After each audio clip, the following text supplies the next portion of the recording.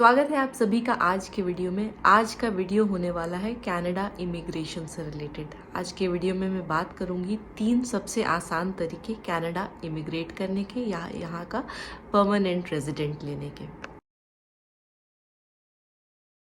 पहला तरीका जिसके बारे में मैं बात करना चाहती हूँ वो है विया स्टडी परमिट। आप स्टूडेंट बन के कनाडा आ सकते हो और यहाँ पे जो डिग्री या डिप्लोमा आपने चूज़ किया है 1 साल या 2 साल, वो करने के बाद आप यहाँ पे आपको वर्क परमिट मिल जाता है काम करने का। और वो वर्क परमिट मिलने के बाद आप यहाँ पे पीआर के लिए अप्लाई कर सकते हो। सबसे अच्छी बात यह है कि अगर आप यहाँ पे एज अ स्टूडेंट रहे हो तो आपको प्रेफरेंस मिलती है यहाँ के परमानेंट रेजिडेंस के लिए। तो मैं बात करूँगी कि क्या क्या एलिजिबिलिटी है यहाँ का स्टडी परमिट अप्लाई करने के लिए। तो सबसे पहले तो आपके पास होना चाहिए letter of acceptance from the institution that you are going to study in. मतलब आप जिस कॉलेज में अप्लाई कर रहे हो वहाँ से एक एक्सेप्टेंस लेटर आना चाहिए आपको। वो लेटर आपको मिल जाएगा जब आप उनकी वेबसाइट पे या जो भी उनका प्रोसेस होगा उसके थ्रू आप अप्लाई करोगे तो वो आपको एक लेटर भेज देंगे। तो आपको परमिट अप्लाई करते वक्त उस लेटर का यूज़ करना है। दूसरा है most importantly passport. Of course passport तो चाहिए ही चाहिए। तीसरा है आपका proof of funds. Proof of funds बहुत ज़रूरी है। ऑब्वियसली यहाँ पे आप पढ़ने आ रहे हो तो आपको ये दिखाना भी ज़रूरी है कि आप अपना यहाँ पे स्टे या आप अपनी पढ़ाई यहाँ पे फ़ंड कैसे करोगे।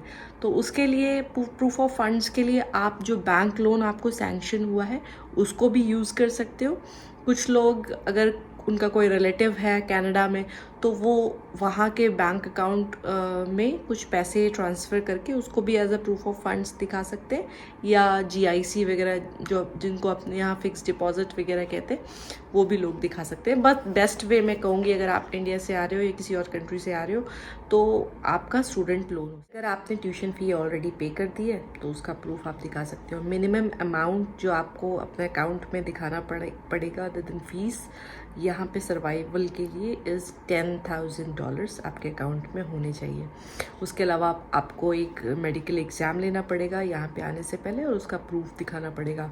एक स्टूडेंट यहाँ पे अपने सर्वाइवल के लिए 20 आवर्स अ वीक 20 घंटे हफ्ते में काम कर सकते हैं।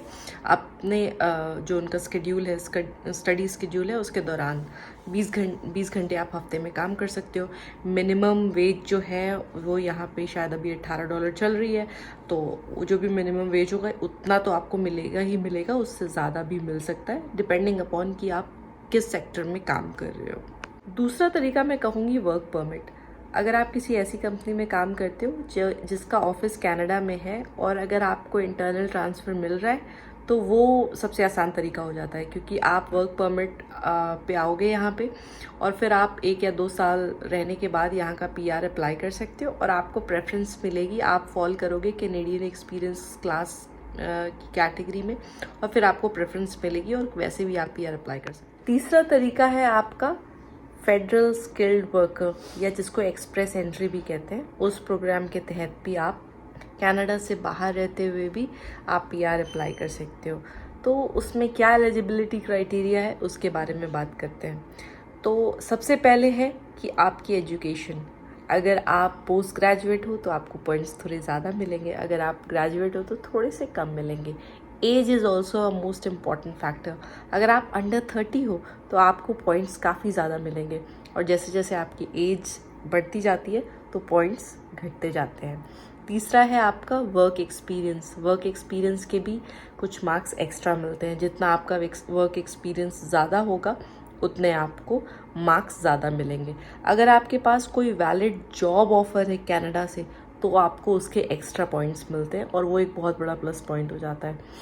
उसके अलावा अगर आपकी कोई फैमिली का मेंबर यहाँ पे रहता है तो उसके भी कुछ एक्स्ट्रा पॉइंट्स मिलते हैं। उसके अलावा आपको आपकी लैंग्वेज टेस्ट यानी आइल्स में आपके कितने मार्क्स आए हैं चारों में वो भी मैटर करता है कि चारों क्राइटेरिया में आपके 7.5 8 हैं तो उसका पॉइंट एक्स्ट्रा मिलता है ये। और अब फिर इसके बेसिस पे वो आपको मार्किंग देते हैं और इसके अलावा वो अडेप्टेबिलिटी भी चेक करते हैं कि आप कितने अडेप्टेबल होगे यहाँ पे कनाडा में शिफ्ट होने के बाद। मैं एक लिंक दे देती हूँ, आप जहाँ पे जा कर के चेक कर सकते हो कि आपकी एलिजिबिलिटी बन रही है, कितने पॉइंट्स आपको मिल रहे हैं, नहीं मिल रहे हैं। आई ऑलवेज सजेस्ट कि आपको अप्लाई करके रख देना चाहिए, भले ही आपको अभी लग रहा है कि कट ऑफ बहुत ज़्यादा जा रहा है और आपके पॉइंट्स कम है। हमेशा मैं सजेस्ट यही करती हूँ कि आपको अप्लाई करके रख देना चाहिए, क्योंकि यू नेवर नो कि कब आपका जो है वो कट ऑफ डाउन हो जाएगा और क्या पता आप एलिजिबल हो जाओ। तो अब बात करते हैं प्रूफ ऑफ फंड्स की। अगर लेट्स सपोज आपको इनविटेशन ऑफ एप्लीकेशन मिल गया है तो आपको प्रूफ ऑफ फंड्स कितना दिखाना पड़ेगा। अगर आप अकेले आ रहे हो तो आपको प्रूफ ऑफ फंड्स देना होगा कैनेडियन डॉलर 13,757, मतलब लगभग 8,40,000 रुपये का प्रूफ ऑफ फंड्स आपको दिखाना पड़ेगा। अगर आप 2 लोग आ रहे हैं तो आपको दिखाना पड़ेगा $17,127, मतलब लगभग 10,45,000 रुपये। अगर आप 3 लोग आ रहे हो तो आपको दिखाना पड़ेगा $21,055, मतलब लगभग 12,85,000 रुपये।